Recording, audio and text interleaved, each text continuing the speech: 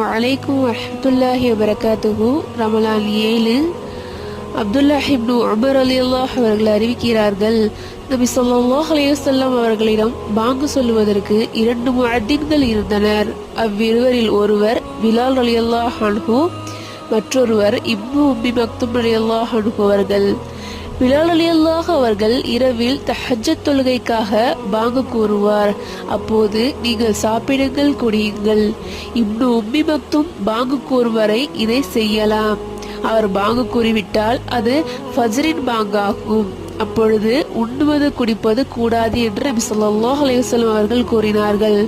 அந்த 2 பாங்குகளுக்கும் நடுவில் இவர், அதாவது இப்னு உம்மி மக்தும் பாங்கு மேடையில் ஏறுவதும் அவர் பிலால் ரலியல்லாஹு அவர்கள் அங்கிருந்து இறங்குவதுமே தவிர அதிக நேரம் இல்லை. அவ்விரண்டு பாங்குக்கும் இடையே சிறிது நேரமே இடைவெளி இருந்தது. அஸ்ஸலாமு அலைக்கும்.